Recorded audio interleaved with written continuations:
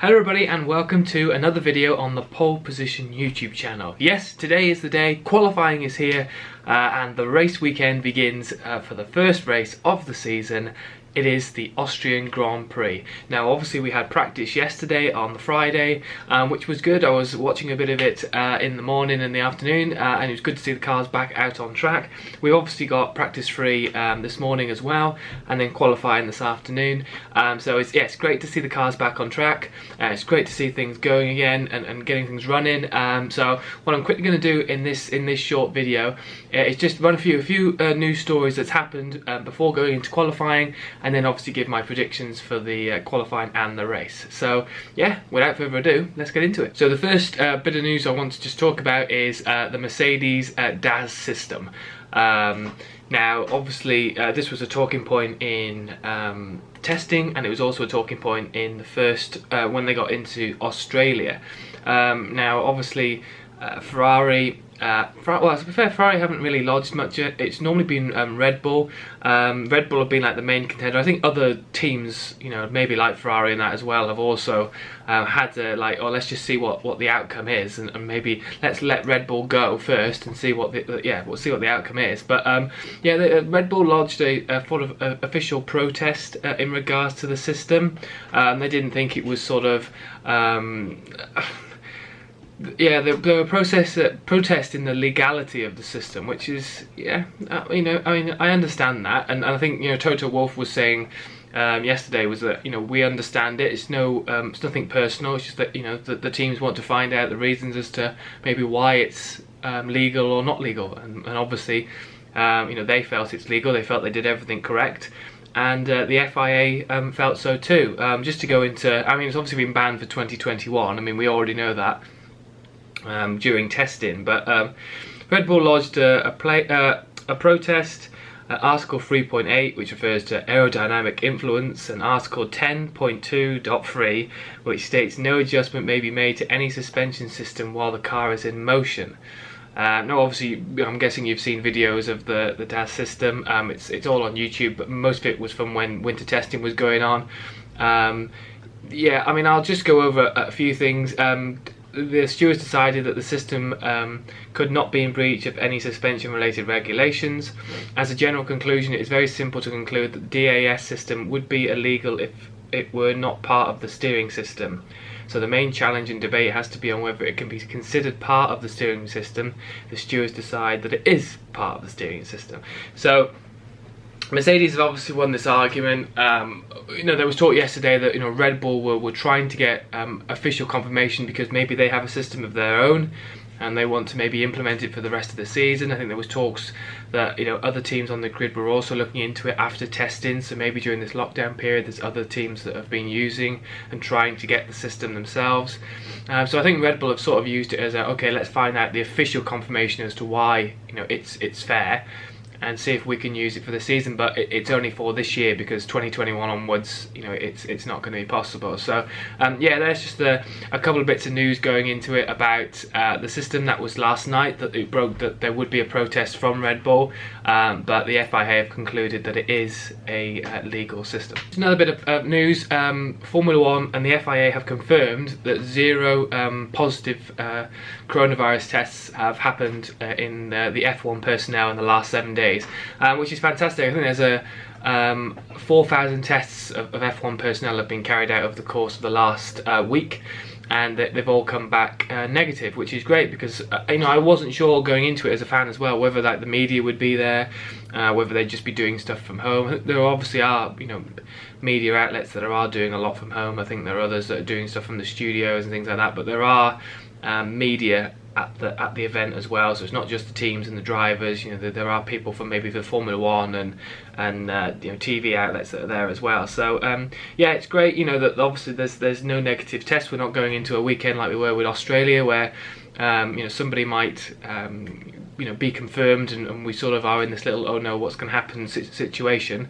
They said that wouldn't happen, going forward, but if there was a positive test, then they may have to take a step back and go, okay, how do we just quickly sort this, without affecting the racing. But 4,000 tests in the last 7 days and no positive ones, so that's really good. So yeah, roll on qualifying. And the final piece of news I want to talk about, I could probably make a video out of this separately, and I may do that, if other people want to hear the thoughts on it, but it's just in regarding to the Ferrari sort of situation with Sebastian Vettel. Now, Matteo Binotto, has sort of, in his interview yesterday, sort of blamed the lockdown period and sort of the pandemic for the reasons as to why they consider their position on Sebastian Vettel.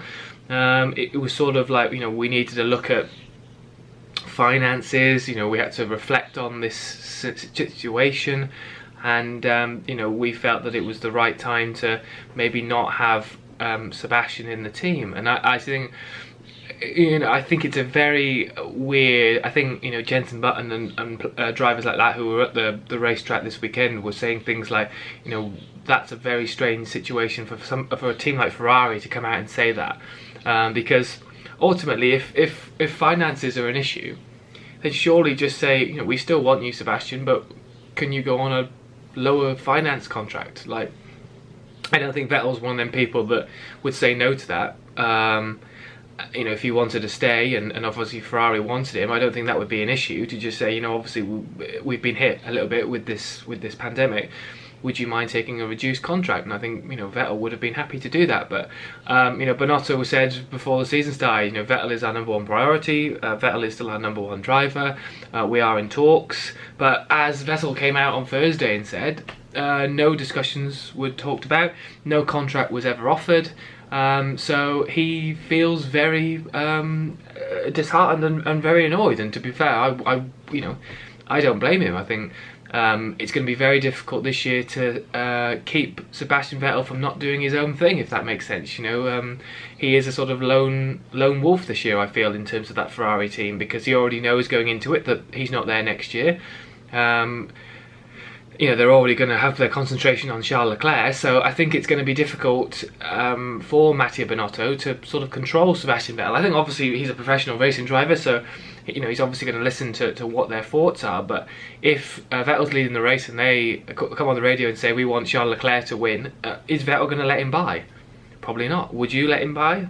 No, I wouldn't let him by. So yeah, interesting. Obviously there's other teams that have got that as well. I think Renault with Ricciardo and Sainz at McLaren. I think Sainz at McLaren's probably not too bad. I don't think that's going to be an issue, but maybe Ricciardo at Renault is going to be a bit of an issue between the team. And then for Vettel at Ferrari, I think obviously Vettel's a very professional man, and the way he goes about things, but it's still going to hurt. And the fact that Binotto's blamed the pandemic, I think, is just a weird excuse. So yeah, that's my thoughts on it. I'm happy to do another video on this, and I might do if more news comes out about the situation. But yeah, Vettel, feeling a little bit disheartened about the way he's been treated by Ferrari, and who can blame him? Right, and now the most important thing is what I think prediction-wise for this weekend. Now, I've been waiting ages to do the predictions for an F1 race, so finally it's here. I apologise if I've got messy hair. I should really have said that at the start, but yeah, long hair. Not had a haircut in ages, so yeah, it's not going too well. But in terms of qualifying, I think it's going to be, obviously we haven't seen the full pace yet. I think this practice that's coming up this morning will give us a bit more sort of information in what's going to be happening. But I think it's going to be between Mercedes and Red Bull. I think Ferrari aren't really in it this weekend. Charles Leclerc's already said this, so I think it is between Mercedes and Red Bull. I think we need to see a bit more from Red Bull in this final practice session to really put them in contention, because at the minute I just think it's between Bottas and Hamilton. But Bottas and Hamilton have been quite close to each other. I think it's only been 2 to 3 tenths in it in practice 1 and practice 2. So yeah, I think it's going to be close between them. I'd say if I was picking now, which obviously I'm going to and I have to, I would say Max Verstappen in 3rd for qualifying. Bottas in 2nd, but only just losing out to Lewis Hamilton on pole. I think that's what the qualifying will be. I think in terms of the race, obviously anything can happen in the race scenario. But I think in terms of the race, you know, I've obviously gone into this season with the hope that Valtteri Bottas is going to prevail and is going to really show his muscle this year and really fight Hamilton for the championship. So I think going into this, I still think Max Verstappen will be third. I think we'll see more from Red Bull and Verstappen and possibly Albon from the second week in Austria. But yeah, I think Max Verstappen will finish third again, but I think the two Mercedes drivers will flip over in the race. That's my hope. I hope that obviously Lewis Hamilton and Valtteri Bottas and Verstappen to an extent fight throughout the race. That's obviously what we're hoping for. We want more wheel-to-wheel action. Yeah, I think overall, I think if Bottas really wants to make a claim this year, he can't let Lewis Hamilton win the first race of the season, because that already puts you on the back foot. So I think if Hamilton gets, you know, pole in qualifying, I think Valtteri Bottas will have to obviously overtake him in the race, and I think he will do that. I think Bottas will win the first race of the season in Austria. I think it needs to happen. He needs to kickstart. He needs the confidence after the first race. I think if Lewis Hamilton wins, it's sort of the same scenario as it normally is. He needs to start the season well, does Bottas. So yeah, that's my race lineup: Verstappen third, Hamilton second, and Valtteri Bottas first. Please let me know. I love doing these. Please let me know your thoughts on who you think is going to be in the qualifying running order and the race standings after the first race in Austria. Thank you very much for watching this video, and I will see you all for the Austrian Grand Prix review. See you soon.